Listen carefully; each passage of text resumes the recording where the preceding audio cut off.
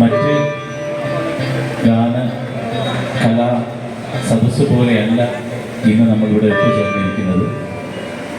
ഇവിടെ വന്ന ഉടനെ എൻ്റെ പ്രിയപ്പെട്ട ഗായിക കൂടിയായ ശ്രീലത ചേച്ചി പറഞ്ഞു, കഴിഞ്ഞ വർഷവും ഞങ്ങളിവിടെ പാട്ട് പാടിയിട്ടുണ്ടായിരുന്നു ഇത്തരം ദുരിത പ്രയാസങ്ങൾക്ക് വേണ്ടിയിട്ട്. നമ്മുടെ ഓർമ്മയിൽ ഈ വടകരയുടെ കലാവേദിയുടെ ഓർമ്മയിൽ ഒരുപക്ഷെ ആവർത്തിച്ചു വരുന്ന പ്രകൃതി ദുരന്തങ്ങൾക്ക് വേണ്ടി നമ്മൾ പാട്ടുകാർ ആവർത്തിച്ച് വേണ്ടി ഒരുക്കേണ്ടി വന്നിരുന്നില്ല.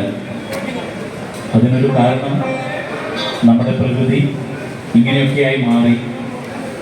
നമ്മുടെ പ്രിയപ്പെട്ട ഇ വി വത്സൻ മാസ്റ്റർ പോലുള്ള, പി ടി കുമാരൻ മാസ്റ്റർ പോലുള്ള കവികളൊക്കെ ക്രാന്തദർശികളായിട്ട് നമ്മളെ കാലത്തോട് പറഞ്ഞിരുന്നു, ഇനിയും മരിക്കാത്ത ഭൂമി നിന്നാസന്നവൃതിയിൽ നിനക്കാത്മശാന്തി.